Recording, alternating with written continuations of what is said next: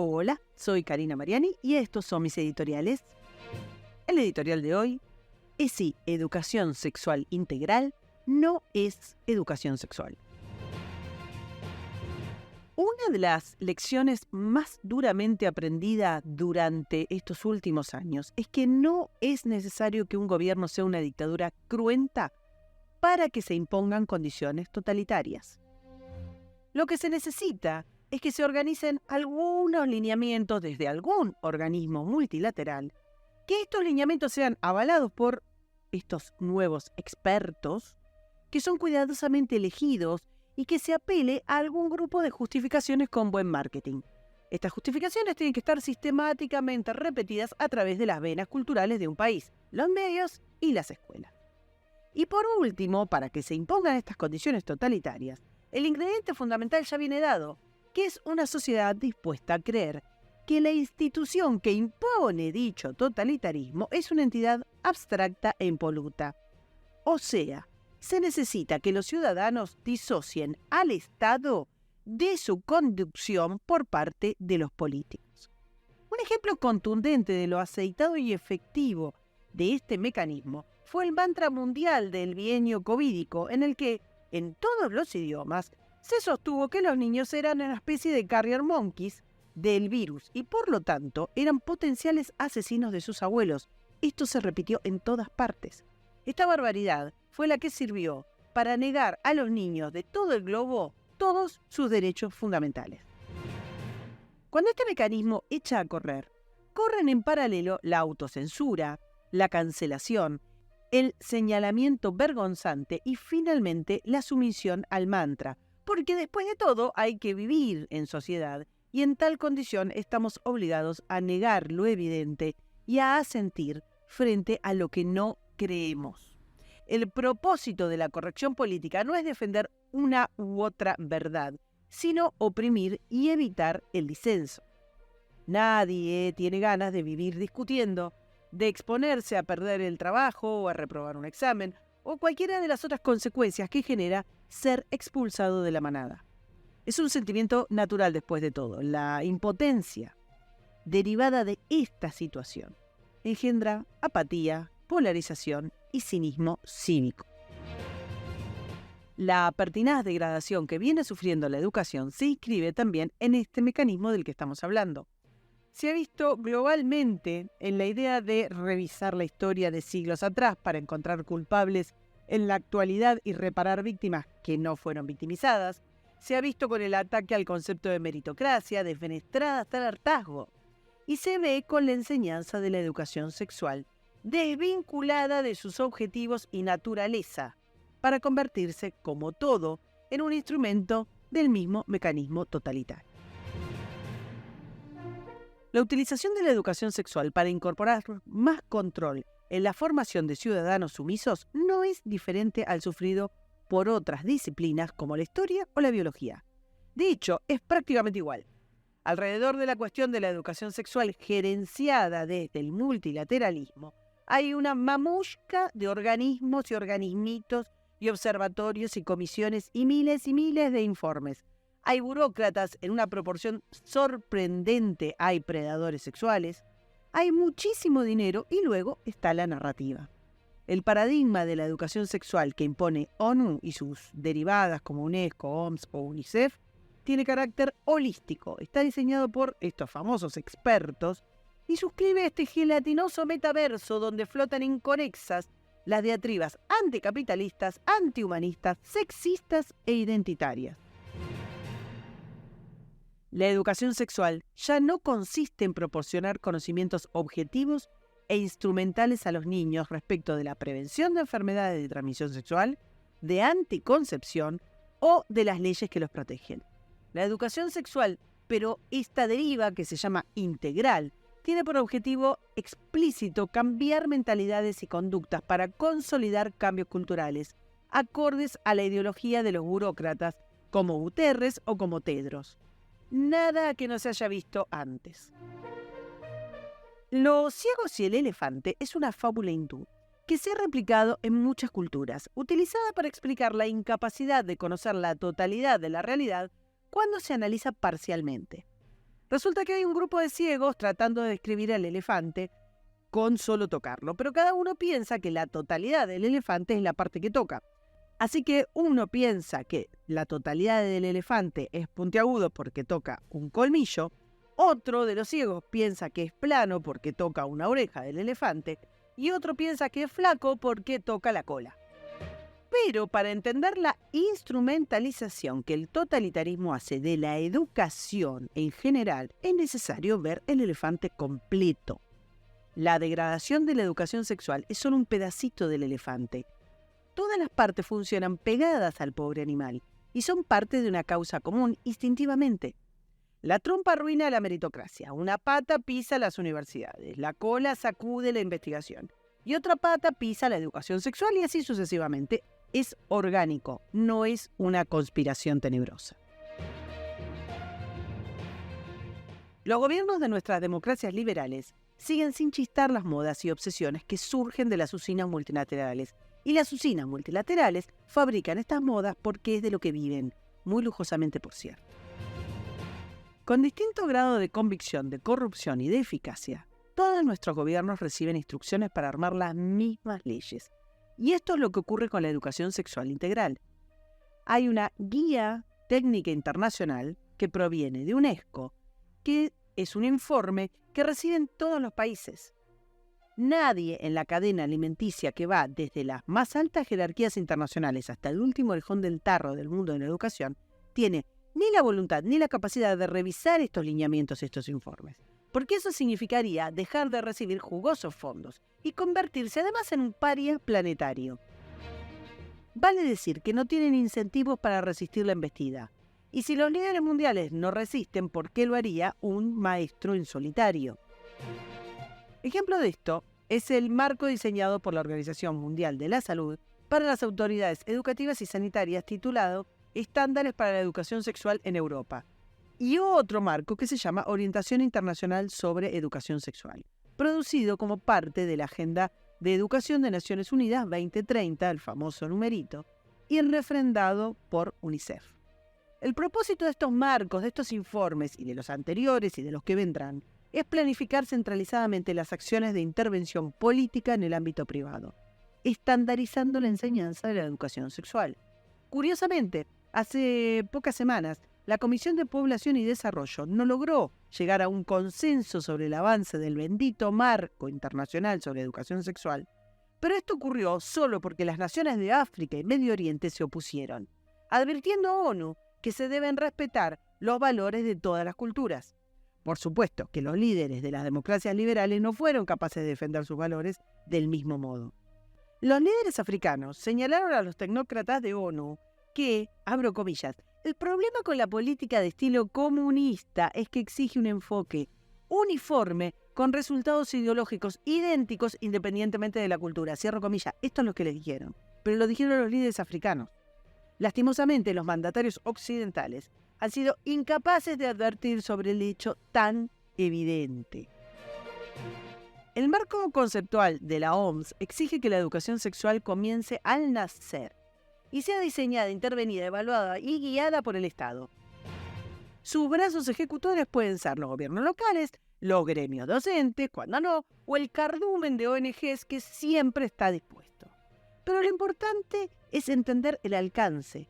Abro comillas para mostrar lo que dicen. Ha pasado casi una década desde que el documento de orientaciones técnicas internacionales sobre educación en sexualidad se publicó por primera vez en el año 2009. Desde entonces, la comunidad mundial ha llegado a adoptar un programa audaz y transformativo del desarrollo para conseguir un mundo justo, equitativo, tolerante, abierto, inclusivo, en el cual se cubran las necesidades de los más vulnerables y nadie quede al margen. La Agenda 2030 para el Desarrollo Sostenible nos muestra que la educación de calidad, la buena salud y el bienestar, la igualdad de género y los derechos humanos están intrínsecamente relacionados. Cierro comillas. ¿Qué tiene que ver esto con la información respecto de la anticoncepción o de la prevención de enfermedades de transmisión sexual? Nada. Porque justamente en referencia a la educación sexual tradicional de las escuelas, la OMS dice lo siguiente: tradicionalmente la educación sexual se ha centrado en los riesgos potenciales de la sexualidad, como el embarazo no deseado o las ETS. Este enfoque negativo a menudo asusta a los jóvenes y a los niños. Además, no responde a su necesidad de información y habilidades y en demasiados casos simplemente no tiene relevancia en sus vidas. Esto es lo que dice OMS de la prevención. Pero, a ver, ¿acaso no está bien que los chicos se asusten de contagiarse una enfermedad de transmisión sexual o de tener un embarazo no deseado? ¿Y que por eso conozcan los métodos para evitarlos? ¿No es bueno enseñarles a temer una enfermedad como les enseñamos a no meter los dedos en el enchufe, por ejemplo? Recordemos que estamos hablando de niños y de niños pequeños. Bueno, para OMS esto es negativo. Y lo que quieren es dar un punto de vista positivo, que es raro, que consista en, abro comillas, un enfoque holístico basado en una comprensión de la sexualidad como un área del potencial humano, ayudando a los niños y jóvenes a desarrollar habilidades esenciales, o sea, el Estado quiere enseñarles a desarrollar habilidades esenciales que les permitan autodeterminar su sexualidad y sus relaciones en diversas etapas del desarrollo. Los ayuda a empoderarse más para vivir su sexualidad y sus parejas de manera satisfactoria y responsable. ¿Se ve mejor ahora lo que es el elefante del que estábamos hablando? ¿Se ve la intromisión del Estado en la vida privada? Claro que ONU siempre va a usar su viscosa concepción de los derechos humanos y los derechos del niño, porque después de todo, hasta lo más sagrado para la progresía es político.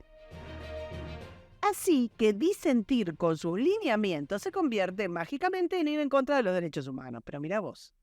Pero además nos aclaran que la salud sexual debe promoverse como una estrategia esencial para alcanzar los objetivos de desarrollo del milenio. ¿Qué tendrá que ver? Y con este estandarte y con estas palabras saturan las aulas con consignas ideológicas que nada tienen que ver con evitar enfermedades, abusos o embarazos, sino imponer una visión sectorial identitaria sin ningún anclaje científico y que hipersexualiza a los niños de su primera infancia. Y acá viene el aspecto más escabroso del asunto. El enfoque que OMS llama positivo de la educación sexual es el que afirma que los niños son sexuales desde su nacimiento y en consecuencia requieren conocimientos sexuales desde tan pequeños, que además debe brindar el Estado, o sea, los políticos, para cumplir con su derecho al placer sexual. ONU utiliza el concepto de positividad sexual para reformular las barreras de salvaguardia, como la cuestión del consentimiento, y para abogar por la participación de los niños en actividades de exploración con sus padres y otros adultos en el ámbito público. Estas actividades están sobre representadas en las directrices de los documentos que cualquiera de nosotros puede encontrar perdidos en las páginas gubernamentales con solo buscar un poquitito. El avance del Estado sobre la vida privada es brutal, abandonando el criterio principal de protección para los niños, para dirigirse a un enfoque que ellos llaman positivo, indicando una serie de intervenciones prácticas que favorecen la hipersexualización de los niños y su consecuente confusión. Y eso lo estamos dejando en manos de los gremios docentes. Los responsables de impartir estos conocimientos no deben poseer necesariamente una formación especializada, como cabe a cualquier propagador de esta ideología brumosa. Y además pueden dictar la materia a cualquier docente porque eso le suma puntos. Pero también hay cursos que dan las ONGs, cuando no, o fundaciones relacionadas con colectivos sexuales. Esta fábrica de leyes de educación sexual son todas igualitas, todas tan funcionales ideológicamente que da miedo. Dejan un alarmante conjunto de objetivos que el lector sagaz habrá visto ya en otras partes del famoso elefante. Son modificar patrones de conducta, promover una misión maniquea de las relaciones sociales, imponer el concepto de biología como un constructo opresor que debe ser vaciado para alcanzar la inclusividad y el nirvana igualitarista. Y todo bien con que haya gente que tenga esa ideología, cada uno es dueño de profesar la que quiera. Pero lo que no se puede hacer es llamar a un conjunto de planes político-ideológicos evidencia, y mucho menos con esa supuesta evidencia adoctrinar a los niños. Lo dicho, al elefante hay que verlo completo, porque si no, no se entiende qué forma tiene el animalito. No existiría el wokismo ni el avance de la intromisión del poder en el ámbito privado si primero no hubiera crecido durante décadas en el imaginario social la idea de la pretendida neutralidad del Estado. Si los ciudadanos no vieran al Estado como benefactor, como una máquina bondadosa, ajena al deseo mezquino del poder político y burocrático. Porque cuando se entiende que las directrices que están mancillando la educación provienen de esos políticos a los que no dejaríamos la llave del auto, resulta imposible entender que les entreguen tan dócilmente el adoctrinamiento sexual y emocional de sus niños y les permitan inundar el sistema educativo con contenido ideologizado, solidificando a través de los famosos marcos escritos por burocracias con nulo respeto por los valores de la libertad a sus niños. Basta con ver la trayectoria de quienes dirigen estas organizaciones. Finalmente, no hay que olvidar que si se respetan a rajatabla las disposiciones de ONU en lo que se refiere a la educación sexual integral sobre perspectiva de género, identidades sexuales, autodeterminación y afirmación de género, incluyendo dentro de este concepto las terapias tempranas de lo que ellos llaman afirmación de género percibido, que no es ni más ni menos que hormonización e intervenciones castratorias, los padres se pueden convertir a los ojos del poder en molestos enemigos de dicha autoafirmación. No debe descartarse, porque ya ha pasado, que se distorsionen los objetivos y que en lugar de detectar reales abusos en la educación sexual, la ESI sirva para denunciar a aquellos padres que se opongan a tales terapias de castración en sus hijos menores de edad. Aceptar la educación sexual integral no es proteger a los niños ni de abusos, ni de enfermedades, ni de embarazos. Es simplemente descartar la educación sexual real para imponer una visión política sobre la cuestión sexual a niños a modo de dogma. Es increíble que la humanidad caiga una y otra vez en la misma trampa retórica. Pero, si por no disuadir o no complicarse la vida finalmente se acepta que el poder político sea el custodio y preceptor de la educación y orientación sexual de los niños, y esto sea uniforme sobre la totalidad de los niños de los países miembros de ONU, caben un par de preguntas para hacerse al apoyar la cabeza en la almohada. ¿De qué Estado estamos hablando? ¿Del manejado por ordenamientos democráticos o de los supraestados ordenados por jerarquías tecnocráticas? Y sobre todo, ¿tendrá reservado ONU algún rol al entorno familiar de los niños? ¿O finalmente pasarán los pequeños a ser una cuestión de Estado? Para escuchar todos los editoriales, suscríbete, me gustealo, compartilo y nos vemos en la próxima. Muchas gracias.